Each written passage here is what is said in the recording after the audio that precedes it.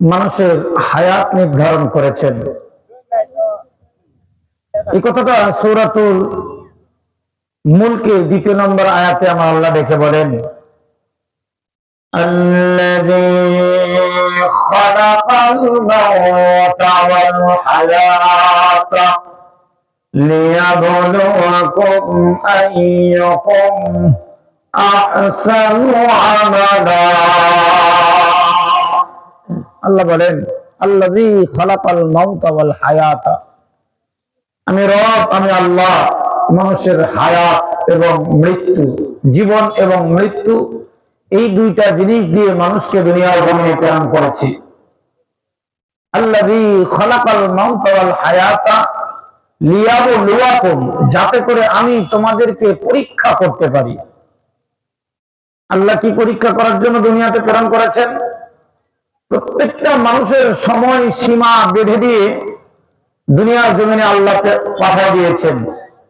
এই সময় সীমার ভিতরে আল্লাহ বলেন, লিয়াবলুয়াকুম, আমি এই সময় সীমার ভিতরে আমি পরীক্ষা করব, আইয়ুকুম আহসানু আমালা, যে তোমাদের মধ্যে সবচাইতে আমল সুন্দর বেশি কার হয়। যার আমল যত সুন্দর হবে সে পরীক্ষায় ততভাগ সফলতা অর্জন করবে। আমল যার যত খারাপ হবে পরীক্ষার রেজাল্ট তার তত খারাপ হবে। দুনিয়ার সিস্টেম থিওরি, আমার ছেলে আমার মেয়ে স্কুল কলেজ ইউনিভার্সিটিতে মাদ্রাসার মধ্যে যেখানে লেখাপড়া করুক, বছরে একটা বার্ষিক পরীক্ষা হয়। উদ্দেশ্য, এই ক্লাসের মধ্যে যতজন ছাত্র রয়েছে এই ছাত্রের মধ্য থেকে কোন ছাত্রটা মেধাবী এটা নির্ণয় করার জন্যই পরীক্ষার ব্যবস্থা করা হয়। যদিও বর্তমান সময়ে শিক্ষাঙ্গনের যে অবস্থা, শিক্ষাঙ্গনের দিকে তাকালে বিগত পিছনে 2-10-15 বছর পিছনে যদি তাকাই, তখনকার শিক্ষাঙ্গনের অবস্থা, শিক্ষা ব্যবস্থা আর এখনকার শিক্ষা ব্যবস্থা আকাশ আর জমিন পার্থক্য।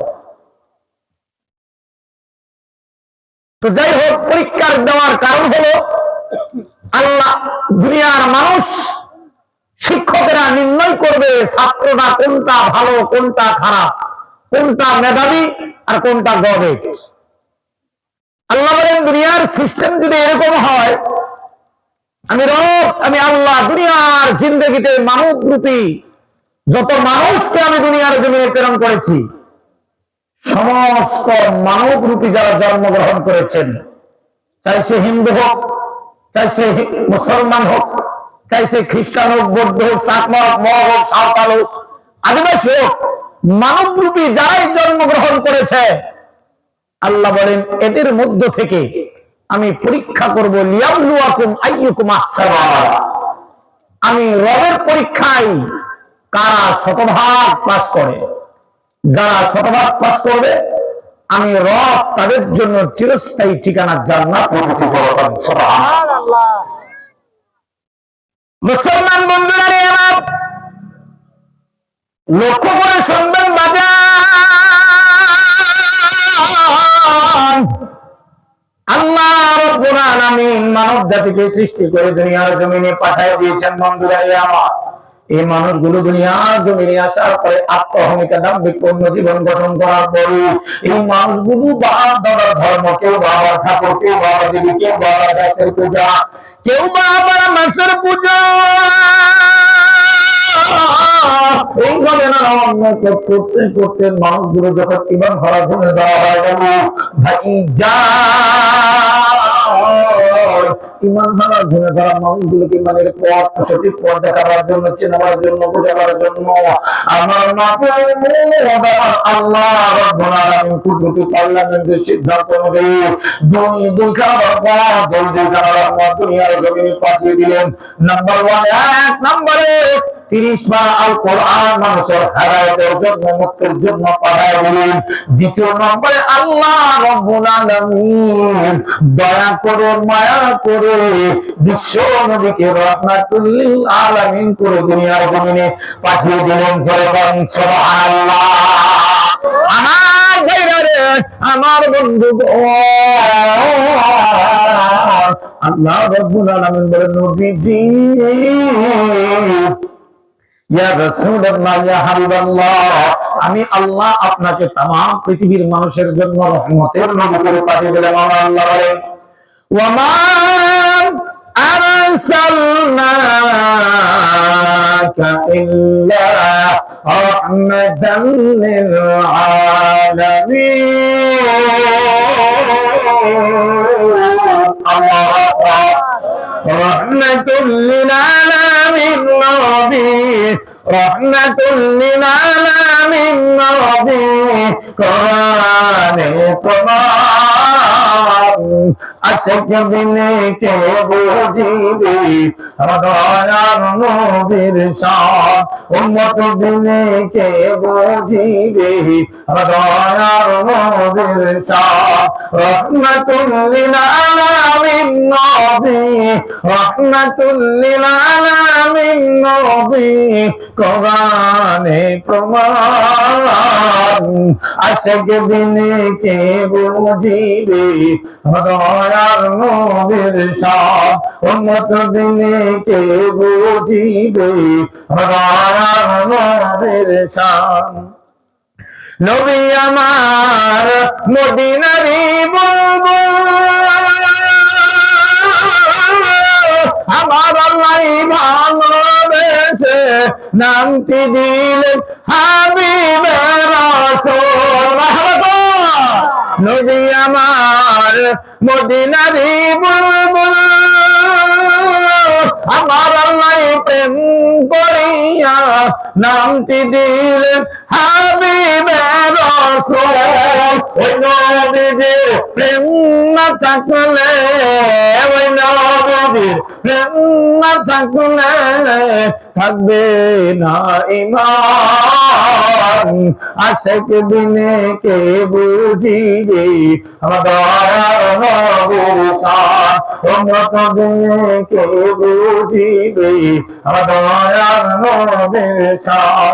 রহমাতুল লিল আলামিন নবী, কোরআনে প্রমাণ আশিক বিনে কে বুঝিবে দয়ার নবীর শান, উম্মত বিনে কে বুঝিবে দয়ার নবীর শান। মারহাবা। আল্লাহ বলেন, নবীজি तमाम পৃথিবীর মানুষগুলোকে আমার পক্ষ থেকে জানিয়ে দাও, নবীজি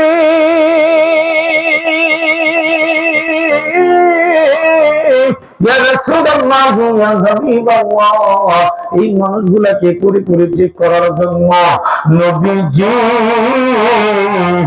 যে কোরআন আমি আপনার উপর নাযিল করলাম গো নবী, ও নবী গো, এই কোরআন কারীমের মাধ্যমে আমি পৃথিবীর মানুষদেরকে জানিয়ে দিলাম, পৃথিবীর মানুষেরা আমি রব, আমি আল্লাহ আমার পক্ষ থেকে তোমাদের মুক্তির জন্য, হেদায়েতের জন্য যে দুইটা জিনিস পাঠিয়ে দিলাম।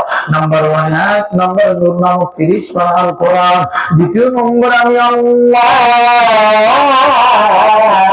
তোমাদের প্রতি দয়া কইরা মায়া কইরা আমি রব, আমি আল্লাহ আমার পক্ষ থেকে মানবতার কান্ডারি রহমাতুল লিল আলামিন কি রহমতের নবী করে দুনিয়ার জমিনে পাঠিয়ে দিলাম। আমি আল্লাহ तमाम পৃথিবীর মানুষের জন্য রব্বুল আলামিন। আর আমি যে নবীকে দুনিয়ার জমিনে পাঠান করেছি, যে আমি আপনাদের হেদায়েতের জন্য যে নবীকে পাঠিয়ে দিয়েছি, এই নবী হলেন রহমাতুল লিল আলামিন। মুসলমান ভাইরা, নবীজির উপরে আল্লাহ রাব্বুল আলামিন যে কোরআন নাযিল করেছে সূরাতুল মুলকের 2 নম্বর আয়াত, আল্লাহ বলেন, আল্লাযী খালাকাল মাউতা ওয়াল হায়াতা লিয়াবলুয়াকুম আইয়ুকুম আহসানু আমালা। আমি আল্লাহ রাব্বুল আলামিন মানব রূপে যাদেরকে জন্মগ্রহণ করে দুনিয়ার জমিনে পাঠিয়ে দিয়েছি, এই মানুষের মধ্য থেকে কোন মানুষগুলা সৃষ্টিগত শ্রেষ্ঠ মানুষ হবে আর কোন মানুষগুলা জাতিগতভাবে মানুষ হবে, এইটা পরীক্ষা করার জন্য আমি আল্লাহ তোমাদেরকে দুনিয়ার জমিনে পাঠাই দিলাম। আল্লাহ বলেন, ওয়ামা খালাকাতুল জিন্না ওয়াল ইনসা ইল্লা লিয়াবুদুন। আল্লাহু আকবার। আল্লাহ রাব্বুল আলামিন বলেন, ওয়ামা খালাকতুল জিন্না ওয়াল ইনসা ইল্লা লিয়াবুদুন। আমি মানুষ এবং জিন একমাত্র তাদেরকে সৃষ্টি করছি আমি আল্লাহর দাসত্ব করার জন্য, আমি আল্লাহর গোলামি করার জন্য। আমি রব ছাড়া, আমি আল্লাহ ছাড়া কারো গোলামি করবে না, কারো সামনে মাথা নত করবে না, কাউকে ক্ষমতার মালিক মনে করবে না। আমি আল্লাহ তামাম পৃথিবীর মানুষকে মুহূর্তের মধ্যে চাইলে 1 সেকেন্ডের মধ্যে ক্ষমতাচ্যুত করতে পারি, আবার কাউকে এইরকম ভাবে যদি আমি শাসন ক্ষমতা দিই 1 নয় 2 নয় দীর্ঘ 50 বছর পর্যন্ত ক্ষমতার সিংহাসনে বসাইতে পারি। ক্ষমতাটা কার? আল্লাহ। বলেন কার? আল্লাহ বলেন, পৃথিবীর মানুষ ক্ষমতা নিয়ে বাহাদুরি করো না, অর্থ নিয়ে বাহাদুরি করো না, চেহারার সৌন্দর্য নিয়ে বাহাদুরি করো না। আমি আল্লাহ যাকে খুশি তাকে ক্ষমতা দিই, যাকে খুশি তাকে এইরকম ভাবে অর্থ সম্পদ দিই। এটার মধ্যে দুনিয়ার কোন মানুষের এইরকম ভাবে হাত নাই। আমি আল্লাহ তোমাদের মধ্য থেকে কোন মানুষটা ভালো আর কোন মানুষটা খারাপ, কোন মানুষটা জান্নাতি হবে কোন মানুষটা জাহান্নামী হবে, এইটা নির্ণয় করার জন্য হায়াত এবং মৃত্যু দুইটা জিনিস আমি রব তোমাদেরকে দান করব। মানুষ যদি মৃত্যু না হইতো, মৃত্যু থেকে যদি মানুষটা পলায়ন করতে পারত, পৃথিবীর জমিনে যত মানুষ এসেছে কোন মানুষ মৃত্যুকে অস্বীকার করে না? করে নাকি? কারণ সব মানুষই জানেন জন্মগ্রহণ করলে মৃত্যুবরণ করতে হবে, জন্মিলে মৃত্যু অবধারিত। আপনি আমি হায়াতের জিন্দেগির মধ্যে বেঁচে আছি, এইটা বড় আশ্চর্যের বিষয়। কিন্তু মানুষ যখন মারা যায় আমরা মনে করি আহারে লোকটা বড় ভালো ছিল, হঠাৎ করে লোকটা মারা গেল, বড় হতভম্ব পেরেশান হয়ে যায়। আল্লাহ বলে, বান্দা না না না, মানুষ মারা গেলে পেরেশান হওয়ার কোনো কারণ নাই। জন্মিলে মৃত্যু বরণ করতে হবে, মৃত্যু অবধারিত। বরঞ্চ তুমি হায়াতে বেঁচে আছো, এইটাই তোমার কাছে বড় আশ্চর্যের বিষয়, ঠিক না? কিন্তু মানুষটা আমরা মনে করি যদি মানুষ মৃত্যু বরণ করে বড় হতভম্ব হয়ে যায়, আরে এই তো কিছুক্ষণ আগে লোকটা আমাদের মাঝে ছিল, হঠাৎ করে শুনতে পাইলাম লোকটা দুনিয়ার থেকে মারা গেছে, বিদায় হয়ে চলে গেছি, পেরেশান। ছেলে কান্দে, মেয়ে কান্দে, আত্মীয় স্বজন সকলে কান্নাকাটির রোল হয়ে যায়। আল্লাহ বলে, বান্দারে এইটা বড় আশ্চর্যের বিষয় নয়, জন্মগ্রহণ করলে মৃত্যু অবধারিত। এমন মৃত্যু, এই মৃত্যুর থেকে দুনিয়ার কোন মানুষ কথা ফেরেশতারা পর্যন্ত পলায়ন করতে পারবে না। যখন ঠিক কিনা? মুসলমান ভাইরা আমার, আখির জামানার পয়গম্বর বিশ্বনবী মুহাম্মদুর রাসূলুল্লাহ সাল্লাল্লাহু আলাইহি ওয়াসাল্লাম বলে, আকসিরু যিকরান আযিমিল লাযাতিল মাউত। আল্লাহর পয়গম্বর বিশ্বনবী জনাব মুহাম্মদ রাসূলুল্লাহ সাল্লাল্লাহু আলাইহি ওয়াসাল্লাম বলেন, হে আমার উম্মতের পুরুষ মহিলারা, তোমরা বেশি বেশি করে মৃত্যুর কথা স্মরণ করো। কার কথা? মৃত্যুর কথা। আর আমরা বেশি বেশি স্মরণ করি কিভাবে অর্থ সম্পদ কামানো যাবে, কিভাবে 1000 টাকা আছে 2000 বানাবো, 2000 আছে কিভাবে 1 লক্ষতে রূপান্তরিত করব, এই চিন্তা ফিকির সারাক্ষণ আমাদের মাথার মধ্যে ঘুরপাক খায়। ভাই যা আল্লাহর পয়গম্বর বলি, ও আমার উম্মতের পুরুষ মহিলারা, আকসিরু যিকরা হাযিমিল লাযাতিল মাউত, তোমরা বেশি বেশি করে মৃত্যুর কথা স্মরণ করো। কারণ মৃত্যু এমন একটা বস্তু, এমন একটা জন্তু, যে মৃত্যুর কারণে দুনিয়ার মানুষের আশা আকাঙ্ক্ষা সব ধূলিসাৎ হয়ে যাচ্ছে। কিনা বলো? মৃত্যু এমন একটা সম্পদ, এমন একটা বস্তু, আল্লাহ রাব্বুল আলামিন প্রত্যেকটা মানুষের মুখের মধ্যে মৃত্যু নামক বড়শির কল এমন ভাবে লেগে দিয়েছে, মানুষ যত বড় মাস্তান হোক, যত বড় গুন্ডা হোক, যত বড় ক্ষমতাধর হোক না কেন, এই মৃত্যুর এই জন্তু থেকে, মৃত্যুর এই অভিশাপ থেকে কোনো মানুষ পলায়ন করতে পারবে না। আমরা অনেক সময় দেখি বড়শি মাছ মারে, কল বড়শি ফালাইছে পুকুরের মধ্যে, পুষ্কুনের মধ্যে, বড়শির মধ্যে যখন বড় মাছ আটকে, কলের মধ্যে থেকে অনেক সময় মাছ ছুটা যায়, যায় না? বড়শির থেকে বড় মাছ ছুটে চলে যায়। আর যেই মানুষেরা বড়শি দিয়ে মাছ মারে, ওই মানুষটা যদি বুদ্ধিমান হয়, বড় মাছ আটকিলে মাছ যখন টান দেয়, ও সুতা ঢিল দিবে। বড়শিওয়ালা সুতা কি দিবে? ঢিল দিবে। আর যদি আমার মতো বড় হয়, তাহলে খালি বড়শিটা টানবো, তাই না? যখন বড় মাছ আটকিবে, লাভ দিব, ফাল পারবো দিকে যাবে, টানতে থাকলে সুতা ছেড়ে যাবে। যদি ঢিল দেয়, চালাক মানুষ, জ্ঞানী মানুষ, সুতা ঢিল দেয়, সুতা ঢিল দিবে। আর এবার মাছটা তামাম পুকুর জুড়ে দৌড়ায়, বড় পুকুর পাশ থেকে ও পাশ পর্যন্ত দৌড়ায়। আর বড়শিওয়ালারে ডাইকা কয়, ও আব্দুর রহিম, আব্দুর রহমান, আব্দুল জব্বার বড়শিওয়ালা, তুমি আমাকে অ্যাটাক করার জন্য, আক্রমণ করার জন্য যে ষড়যন্ত্র পাতেছিলে, ওই ষড়যন্ত্র নিয়ে আমি পলায়ন করতেছি, তুমি আমারে ধরতে পারলা না। অথচ বড়শির কল মাছের মুখের মধ্যে, কিন্তু মাছটা মনে করতে আমি মনে ছুটে যাইতেছি, সুতা ঢিল দেয় বড়শিওয়ালা। মাছ গোটা পুকুর দৌড়ায় দৌড়ায় দৌড়ায় দৌড়ায়, কিন্তু ওই মাছের মুখের মধ্যে একটা কল আছে। বড়শিওয়ালা ভালো করে জানে, একটা মাছ তুমি কতক্ষণ দৌড়াইবা, কতক্ষণ পর্যন্ত লাফালাফি করবা, এরপরে কলটা মুখে থাকার কারণে তোমার শক্তি যখন দুর্বল হয়ে যাবে, পুকুরের পানির মধ্যে যখন পেটটা ভাসায় দিবা, বড়শিওয়ালা আস্তে করে হাতল দিয়ে মাছটা তুলে নিবি। ঠিক কিনা? দুনিয়ার জিন্দেগিতে কিছু নাফরমান বান্দারা আছে, নামাজ পড়ে না, রোজা রাখে না, হজ করে না, যাকাত দেয় না, সুদ খায় ভরি ভরি, এমন আল্লাহর বান্দা দুনিয়ার জমিনে নাই? আছে? নাই? আছে। নামাজ পড়ে, মিথ্যা কথা কয়, নামাজ পড়ে সুদ খায়, নামাজ পড়ে খাদ্যে ভেজাল দেয়, নামাজ পড়ে ব্যবসার মধ্যে দুর্নীতি করে, এমন আল্লাহর বান্দা বাংলার জমিনে নাই? আছে।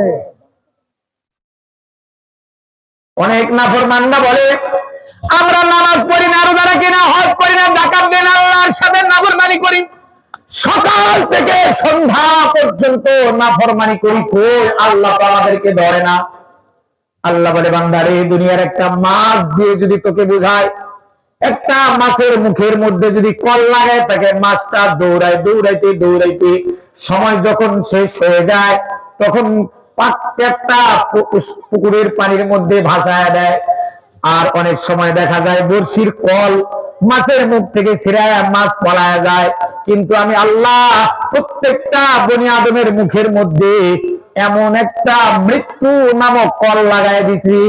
আল্লাহ বলেন, কুল্লু নাফসিন যায়িকাতুল মাউত। হ্যাঁ পৃথিবীর মানুষ, জ্ঞানী মানুষ, শিক্ষিত মানুষ, লক্ষ্য করে শুনবেন না গো। আল্লাহ রাব্বুল আলামিন দুনিয়ার মাছ দিয়ে উদাহরণ দিয়ে মানুষদেরকে বোঝায়। দুনিয়ার মানুষেরা অনেক সময় পুকুরের মাছটা বড়শি ছেড়ে পলায় যায়, কিন্তু আমি আল্লাহ প্রত্যেকটা মানুষের সাথে এমন একটা কল লাগাই দিছি, যে কলটার নাম হলো মৃত্যু। এই মৃত্যুর কল থেকে দুনিয়ার মানুষ তো দূরের কথা, আসমানের ফেরেশতারা পর্যন্ত পলাইতে পারবে না। ঠিক কিনা?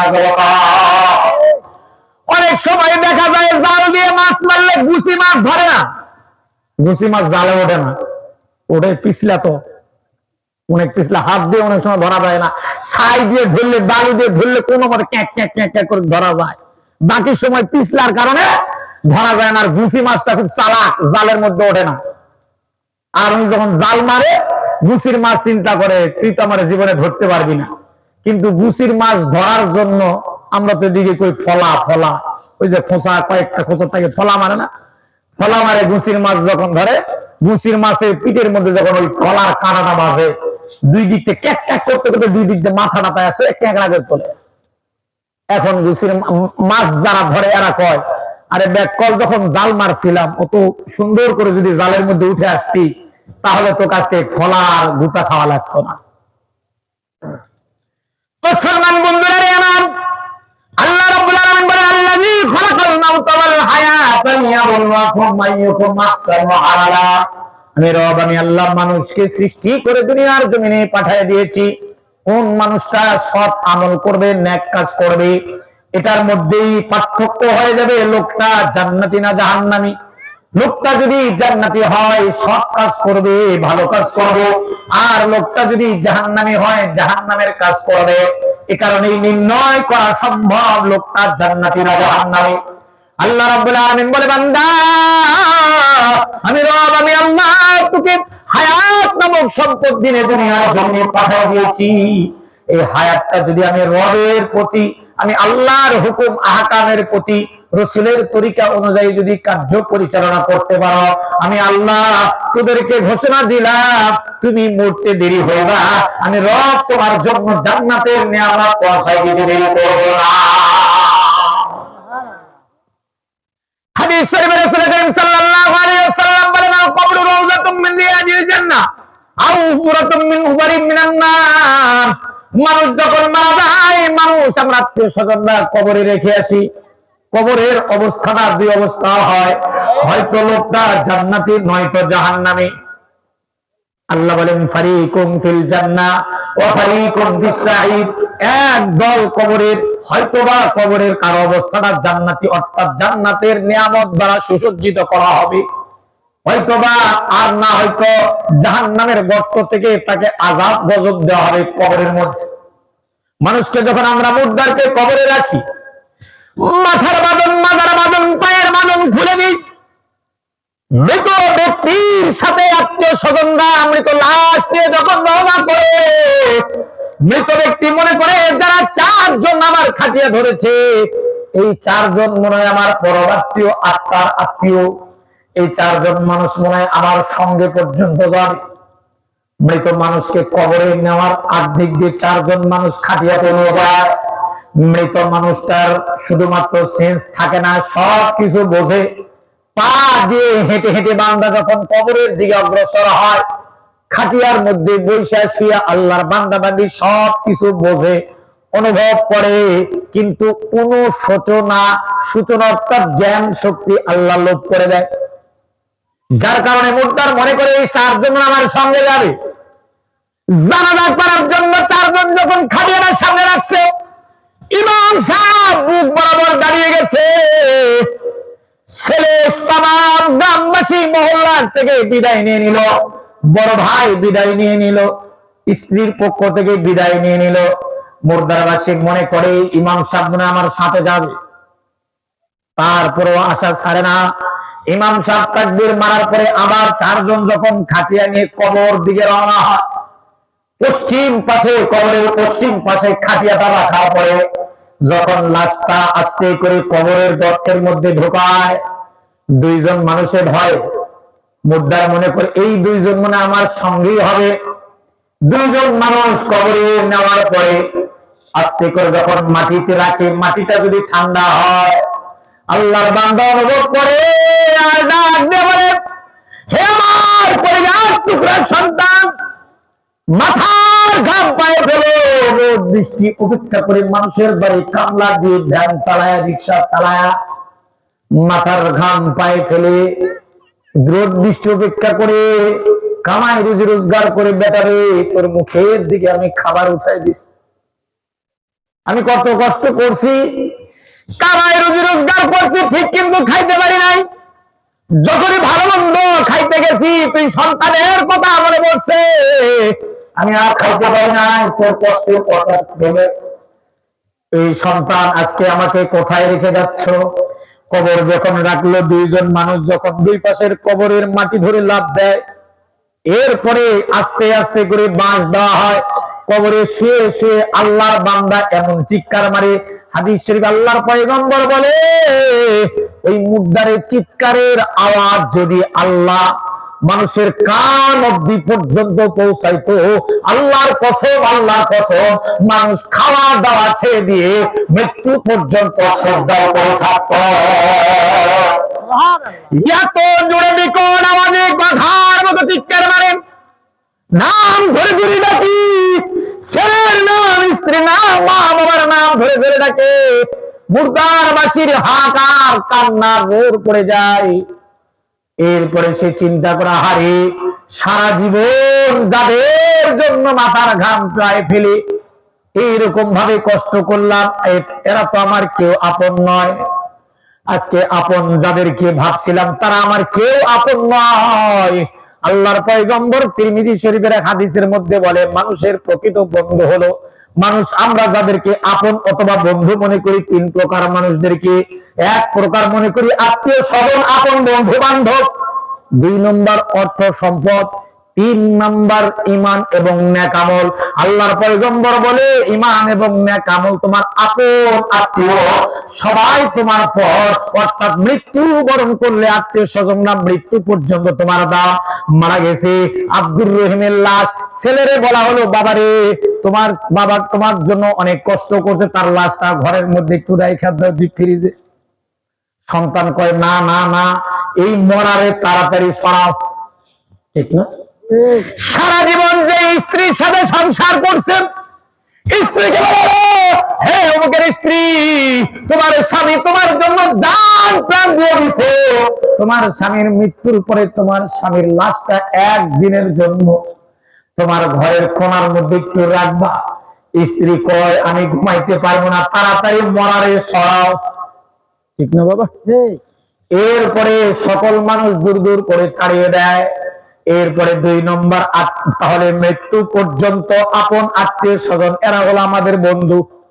মৃত্যুর পরে অর্থ সম্পদ, ক্ষমতা, টাকা পয়সা, এরা খুব জোর হাই কবর পর্যন্ত যাবে। যে অর্থ সম্পদ আমি জোগাড় করেছিলাম, এই অর্থ সম্পদের মাধ্যমে কাপড় কিনা, যে কাপড় দিলে কবর পর্যন্ত যাবে। 3 দিন 5 দিন 1 মাস 2 মাস করে কাপড়টাও মাটির সাথে মিশে যাবে। আল্লাহর পয়গম্বর বলে, আরেকটা থাকবে তোমার সাথে। কেমন বন্ধু? কেমন বন্ধু? যারা দুনিয়াতে তোমার সুখে দুঃখে সবসময় থাকবে, মৃত্যুর সময় থাকবে, কবর জিন্দগিতেও থাকবে, ফুলসিরাতের জিন্দগিতেও থাকবে, জান্নাত পর্যন্ত পৌঁছানো পর্যন্ত তোমার সাথে থাকবে। সুবহানাল্লাহ। সেই বন্ধুটা হলো ঈমান এবং নেক আমল। এই বন্ধুটার নাম কি?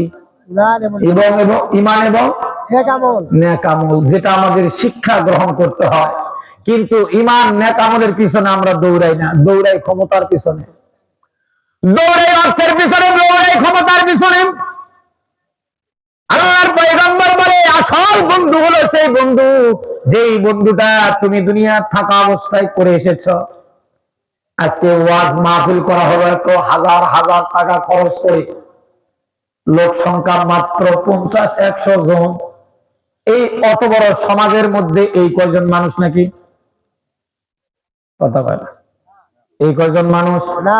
বলতে পারেন, হুজুর তোলা পাকানা, খিচুড়ি পাকানার কাজে কিছু ব্যস্ত আছে, ওখানেও কিছু আছে, ধরলাম ওখানেও কিছু আছে, বাকি যেগুলা আছে, বাকি আর মানুষগুলা কোথায়?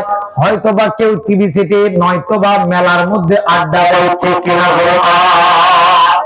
আল্লাহর পয়গম্বর বলে, লা ইয়াকুদু কওমুন ইয়াযকুরুনাল্লাহা ইল্লা আতাতহুমুল মালায়েকা ওয়া গাশিয়াত আলাইহিমুর রাহমা ওয়া নাযালাত আলাইহিমুস সাকিনাহ। তিরমিজি শরীফের 3600 নম্বর হাদিস, 3600 নম্বর হাদিস। আল্লাহর পয়গম্বর বলে, রব্বুল আলামিন ওই যে পুয়া ঈদগাহ মাঠের মধ্যে সামিয়ানা করা হলো, সামিয়ানার মধ্যে মুষ্টিময় কিছু মানুষ উপস্থিত হয়েছে। আজকে আমরা রবের বরাদ্দ করি, আল্লাহর বরাদ্দের কথা আলোচনা করি। আল্লাহর পয়গম্বর বলেন, লা ইয়াকুদু কওমুন ইয়াযকুরুনাল্লাহা ইল্লা আতাতহুমুল মালায়েকা ওয়া গাশিয়াত আলাইহিমুর রাহমা ওয়া নাযালাত আলাইহিমুস সাকিনাহ।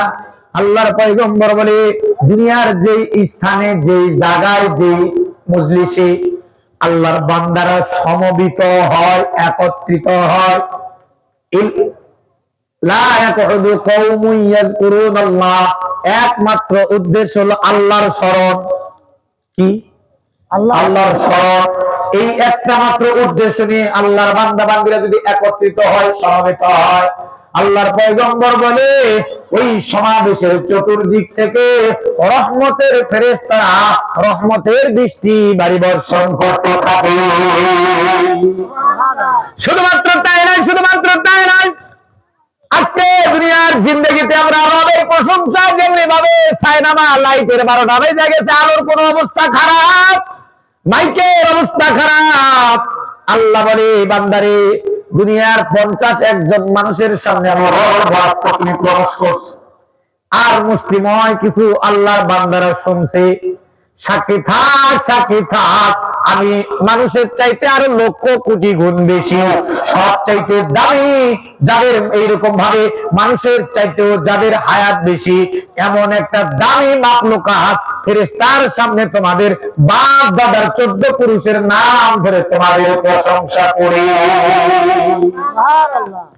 শুধুমাত্র তাই নয়, আল্লাহ ফেরেশতাদের মজলিসে ডাক দিয়ে বলেন, রে ফেরেশতারা, ওই যে পুরা ঈদগাহ মাঠের মধ্যে যে আল্লাহর বান্দারা এবং বান্দিরা সমবেত হয়েছে কোন কারণে? বলে আল্লাহ তো তারা তো তুমি রবকে ভয় করিয়া জাহান্নাম থেকে মুক্তি পাওয়ার আশায় বসে আছে। আল্লাহ রাব্বুল আলামিন ফেরেশতাদেরকে বলে, ফেরেশতারা রে, আমার ওই বান্দা বান্দিরা কি আমি রবকে দেখছে নাকি? ফেরেশতারা ডাক বলে, আল্লাহ না, তোমার জাতের কসম, ইজ্জতের কসম আল্লাহ, তারা তো তুমি রবকে দেখে নাই। আল্লাহ বলে ডাক দিয়ে কয়, ফেরেশতারা যদি আমার ওই বান্দা বান্দিরা আমি রবকে দেখতো তাহলে কি করত? সুবহানাল্লাহ, সুবহানাল্লাহ। আল্লাহ ফেরেশতাদেরকে বলে, ফেরেশতারা আমার ওই বান্দা বান্দিরা যদি আমি রবকে সচক্ষে দেখতো তাহলে তারা কি করতো? ফেরেশতারা হাউমাউ করে কেঁদে কেঁদে ডাক দিবে, আল্লাহ তোমার জাতের কসম, ইজ্জতের কসম, বরকতের কসম, রব্বুল আলামিন ওই বান্দা বান্দিরা যদি তুমি রবকে দেখতো তাহলে কিয়ামত পর্যন্ত সেজদা করতো, দুনিয়ার কোন কাজ কর্ম তারা আর করতো না। তাহলে ফেরেশতাদেরকে আবার ডাক দেবে, ফেরেশতারা আমার বান্দারা তাহলে আমি রবকে না দেখার পরেও বিশ্বাস করতে? বলে আল্লাহ হ্যাঁ বিশ্বাস করছে। তাহলে কোন আশায়? আল্লাহ জাহান্নাম থেকে মুক্তি পায়ে জান্নাত পাওয়ার আশায় বসে আছে। ফেরেশতাদের প্রশ্নের উত্তরে আল্লাহ ডাক দিয়ে বলে, ও ফেরেশতারা, আমি রবের বানানো জাহান্নাম আমার বান্দা বান্দিরা দেখছে নাকি?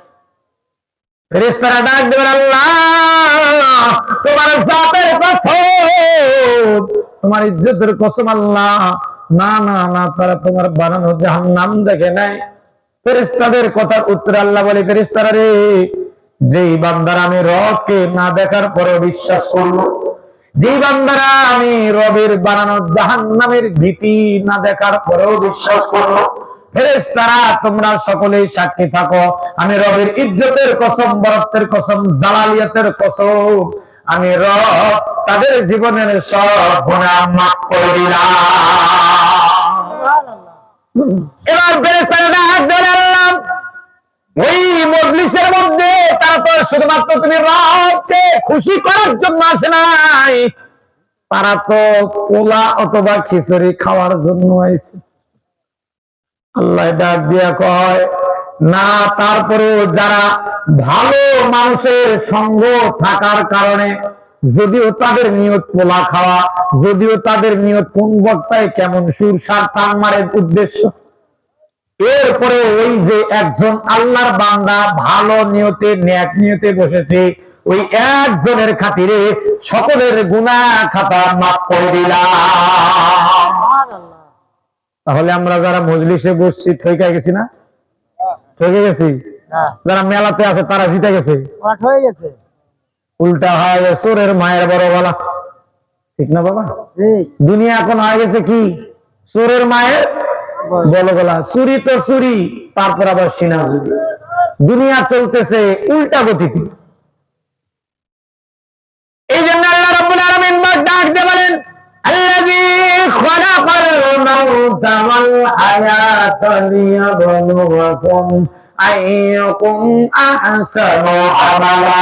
আমি রব, আমি আল্লাহ দুনিয়ার জিন্দেগিতে মানুষ জনকে সৃষ্টি করে পাঠিয়ে দিলাম একমাত্র উদ্দেশ্য কোন মানুষটার আমল ভালো হবে এইটা পরীক্ষা করার জন্য আমি আল্লাহ দুনিয়ার জিন্দেগিতে মানুষকে পাঠিয়ে দিয়েছি।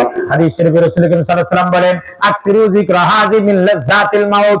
এইরকম ভাবে মৃত্যুর কথা অধিক পরিমাণে স্মরণ করো, কারণ মৃত্যু এমন একটা জন্তু, এমন একটা বস্তু দুনিয়ার সব আশা আকাঙ্ক্ষা সব কিছু বিলীন করে দেয়। যেই কথাটা আমি বুঝাইতে চাচ্ছিলাম ভাইজান আমার, বর্ষিওয়ালার কথা মনে আসেনি? বর্ষিওয়ালার কথা মনে আছে? বর্ষিওয়ালা যদি জ্ঞানী হয় সুতা ঢিল দেয় আর মাছটা দৌড়ায়, সময় হয়ে যায়। আর আল্লাহর বান্দারা অনেকে নাফরমানরা চিন্তা করে, কই এত নাফরমানি করলাম, আল্লাহর গজব তো আমাদের উপরে পড়ে না, এক বেলা খাদ্যের অভাব তো আমাদেরকে বুঝতে দেয় না, বরঞ্চ বেনামাজিরা সুখে আছে। ঠিক না? বেনামাজিরা কি আছে? সুখে আছে। সুদখোরেরা বড় সুখে আছে। সঠিক পন্থায় ইসলামী রীতিনীতি মেনে যারা চলে তাদের একটু কষ্ট হয়। এটার একটা কারণ আছে। আল্লাহর পয়গম্বর বলে, ওয়াকাল রাসূলুল্লাহ সাল্লাল্লাহু আলাইহি ওয়াসাল্লাম, আদ-দুনিয়া সিজনুল মুমিন ওয়া জান্নাতুল কাফির। মুমিনদের জন্য দুনিয়া হলো পেরেশানির জায়গা, জেলখানা। যারা মুমিন হবে এদের জন্য দুনিয়াটা কি ভাই? জেলখানা। জেলখানা, পেরেশানির অভাব নাই। ছেলের বিয়ে হয় না, মেয়ের বিয়ে হয় না, পেরেশান, কামাই রুজি নাই, পেরেশান। আল্লাহ বলে, ও মুমিন ইমানদার, আমি রব আল্লাহ তোমাকে পেরেশান দিয়ে দিয়ে পরীক্ষা করব, পেরেশান দিয়ে দিয়ে পরীক্ষা করব। আমি আল্লাহ তোমাকে পরীক্ষা করব, ধাপে ধাপে পরীক্ষা করব। ছেলে উপযুক্ত হয়ে গেছে, বিবাহের উপযুক্ত হয়ে গেছে, নেককার পাত্রী পাওয়া যায় না। মেয়ে বিবাহের উপযুক্ত হয়ে গেছে, দিনদার পাত্রের ব্যবস্থা হয় না।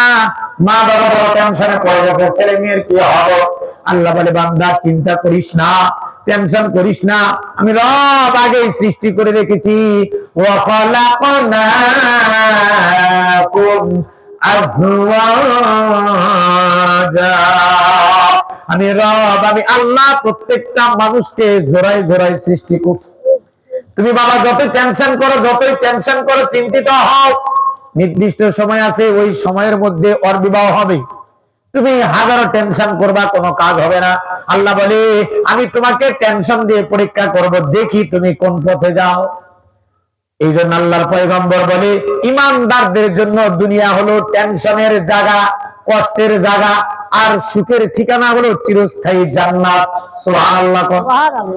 কারণ দুনিয়া হলো ক্ষণস্থায়ী, আর ইমানদারদের টেনশন পেরেশান এটাও হলো ক্ষণস্থায়ী, এটাও হলো ক্ষণস্থায়ী। যার কারণে ইমানদাররা কখনো বিচলিত হয় না, মুসিবতে পড়লে অধৈর্য হয়ে যায় না, আল্লাহর উপর অগাধ বিশ্বাস এবং ধৈর্য অটুট থাকে। এই জন্য আল্লাহ বলেন যে, আল্লাযীনা ইযা আসাবাতহুম মুসিবাতুন ক্বালু ইন্না লিল্লাহি ওয়া ইন্না ইলাইহি রাজিউন। ইমানদাররা যখন বিপদের সম্মুখীন হয় তখন ইন্না লিল্লাহি ওয়া ইন্না ইলাইহি রাজিউন এই দোয়াটা বেশি বেশি পড়বে। কারণ ইমানদাররা ভালো করে জানে এই দুনিয়ার পেরেশান, দুনিয়ার চিন্তা এটা সাময়িক, ক্ষণস্থায়ী। আর বেঈমান যারা হবে, নাফরমান যারা হবে, তারা মনে করে নামাজ পড়ি না, রোজা রাখি না, জীবনের দাড়িও রাখি নাই, তারপরে তো ভালো চলি, সংসার ভালো চলে। আল্লাহ বলে, আমহিলহুম রুয়াইদা। ওই যে বর্ষিওয়ালা যেমনি ভাবে সুতা ঢিল দিয়েছে, আমি রব তোকে ভালো হওয়ার জন্য একটা সুযোগ দিলাম। ফজরের নামাজ না পড়ে ঘুমায় আসো, জোহরের নামাজ না পড়ে কাজ করতেছো, আসরের নামাজ না পড়ে ঘুরতেছো, ফিল্ডিং মারতেছো, আর ভালোই আছি। মাগরিবের নামাজ পড়ে ক্যারামের আড্ডা খানায় বসে সময় পার করতেছো, মনে করতেছো ভালোই আছি। সন্ধ্যাবেলা গরু ছাগলের মতো ঘরের মধ্যে ঢুকায় ঘুমায় গেছো, ওরা মনে করতেছো ভালো আছে। আল্লাহ বলে, আমহিলহুম রুয়াইদা, আমি রব তোকে সাময়িক সময়ের জন্য সুযোগ দিলাম, যা ঢিল দিলাম, ঢিল দিলাম, ভালো হ, ভালো হ, ভালো হ। ভালো হওয়ার যদি সময় শেষ হয়ে যায়, মৃত্যুর সময় যখন হয়ে যাবে, তখন ওই বর্ষিওয়ালা যখন মাছটা পেটটা পানির মধ্যে ভাসায় দিল, এইরকম ভাবে খাঁচা ধরিয়া বর্ষিওয়ালা তুলবে, ঠিক তদ্রুপ ভাবে প্রত্যেকটা মানুষের আল্লাহ রাব্বুল আলামিন হায়াত নির্দিষ্ট সময় সীমা দিয়েছে। যখন মৃত্যুর বিছানায় আপনি আমি শায়িত হয়ে যাব, আজরাইল খাপ করে ধইরা কলিজাটা ফাইরা বুক বরাবর সিনায় ছিঁড়ে সবকিছু নারী ভরি সবকিছু একাকার করে আজরাইল জানটা কবজ করে নিয়ে যাবে। সেদিন হাজারো আফসোস করলে কোনো কাজ হবে না। সাপ মরার পরে সোজা হয়, জীবিত থাকা অবস্থায় জীবনেও সোজা হয় না। মানুষও সাপের মতনই, যতই ওয়াজ করেন কাজ হবে না। এই কান্দে শুনে এই কান্দে বের হয়ে যায়। মসজিদ গুলা মুসল্লি শূন্য, মসজিদ গুলা মুসল্লি শূন্য, ওয়াজ তো আর কম হয় না। গ্রামে গ্রামে প্রত্যেক দিনই ওয়াজ হয়, সব জায়গায় ওয়াজ হয়, কিন্তু মুসল্লি বাড়ে না, কমে। কারণটা কি? ইমানের পাওয়ার আমাদের কমে যাচ্ছে। এই জন্য কবি বলছেন আল্লাহর কাছে বেশি বেশি দোয়া করা। ইমানের পথে অবিচল থেকে আমার মরণ যেন হয়। আমিন কর, জোরে আমিন। ইমানের পথে অবিচল থেকে আমার মরণ যেন হয়। তোমারই কাছে মিনতি আমার, তোমারই কাছে মিনতি আমার, ও রহিম রহমান। ইমানের পথে অবিচল থেকে আমার মরণ যেন হয়। নয়টা পর্যন্ত কইল নাটক কি কে কয় আপনার কত ভাই? নয়টা পর্যন্ত শুরু করে হুজুর, নয়টা পর্যন্ত চালাক, হুজুর চালান চালান, নয়টা পর্যন্ত চালাক।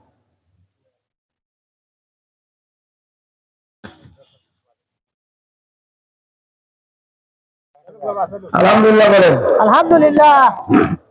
না, পরামর্শ হলো 9টা পর্যন্ত আমার সময় দিচ্ছি। 9টা পর্যন্ত আমি তো ওই টার্গেট নিয়ে আমার কথাগুলো বসায় আনতেছি, আবার হুট করে ইনশাআল্লাহ।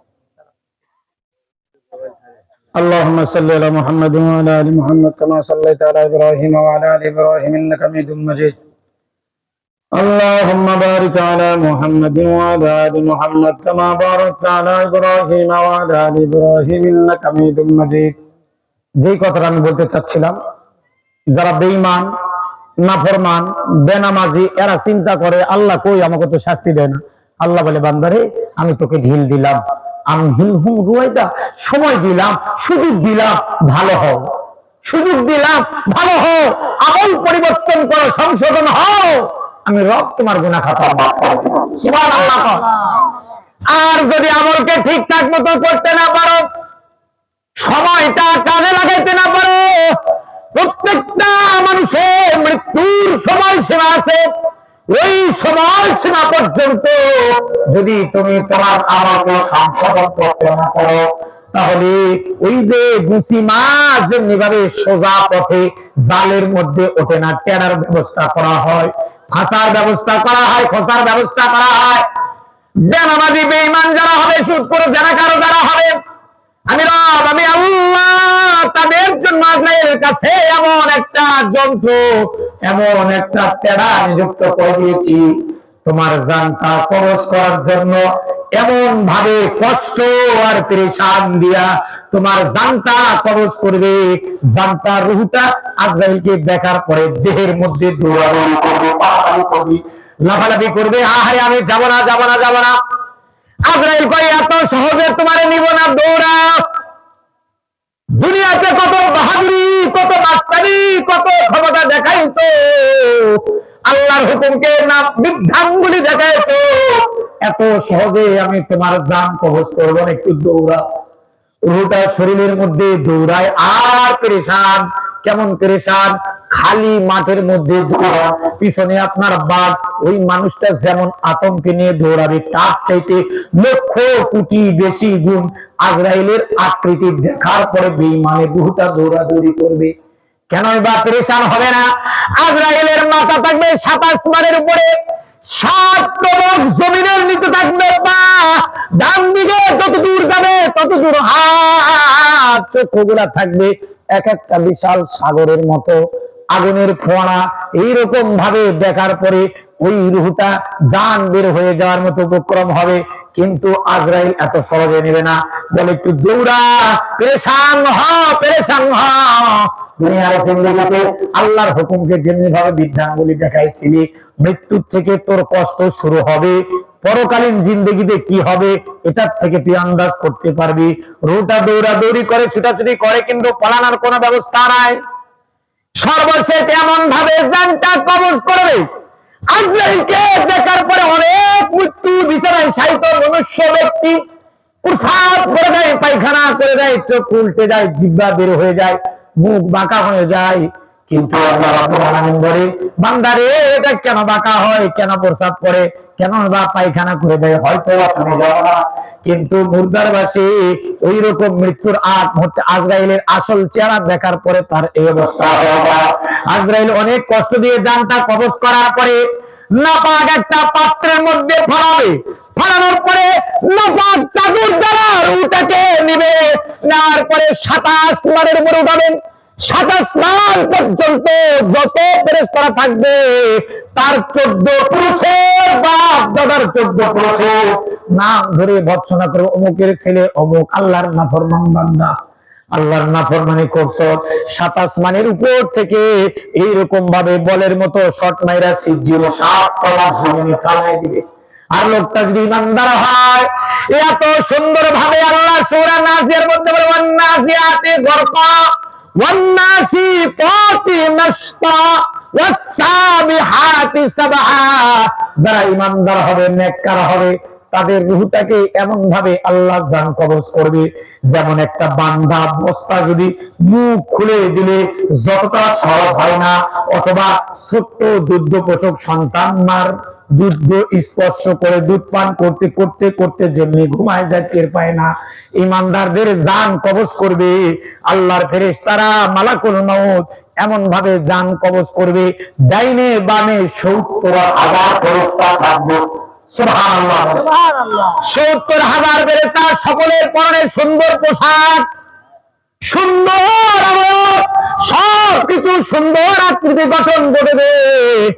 এবং 7 আসমান উপর থেকে ফেরেশতারা বলতে থাকবে, আজকে অমুক আল্লাহর নেককার বান্দারা জান কবজ করতে যাব। ওই আল্লাহর বান্দা কত বড় নেককার! 7 আসমানের ফেরেশতারা পর্যন্ত একটার পরে একটা, একটার পরে একটা এরকম ভাবে পালা হয়ে লাইন হয়ে থাকে। লাইন হয়ে থাকার পরে এইরকম ভাবে তাকে ইস্তেকবাল করানোর জন্য, ইমানদারের রূহটাকে জান কবজ করার জন্য এরকম লাইন হয়ে থাকবে। লাইন ধরে থাকার পরে তার জানটা কবজ করার পরে এত দামি সুন্দর আকৃতির পেয়ালার মধ্যে, সুগন্ধিযুক্ত পেয়ালার মধ্যে নিয়ে যাবে। প্রথম আসমানে নিবে ফেরেশতারা আনন্দে আত্মহারা, দ্বিতীয় আসমানে নিবে ফেরেশতারা আনন্দে আত্মহারা। এইরকম ভাবে 7 আসমান করে দিয়ে ইল্লিনের মধ্যে না হবে। এরপরে বলা হবে লোকটা জান্নাতি, লোকটা জান্নাতি, তার কবরে জান্নাতের বিছানা বিছায় দাও, জান্নাতের খাবার পৌঁছায় দাও, জান্নাতের লেবাস পোশাক পৌঁছায় দাও। মুর্দারটাকে কবরে রাখার পর ডান পাশ থেকে জান্নাতের সাথে একটা সংযোগ তৈরি করে দেওয়া হবে, যার কারণে লোকটা কবরে বসে বসে জান্নাতের নিয়ামত উপভোগ করবে। সুবহানাল্লাহ। এই জন্য কারো মৃত্যুটা হবে ভালো, কারো মৃত্যুটা হবে খারাপ। আমাদের মৃত্যু, সকলেরই মৃত্যু ভালো হোক আমরা চাই কি চাই না? চাই কি চাই না? যদি আপনার আমার মৃত্যু ভালো হোক এইটা চাই, তাহলে ঈমান এবং নেক আমলকে বন্ধু বানাইতে হবে। ঈমান এবং নেক আমলকে বন্ধু বানাইতে হবে।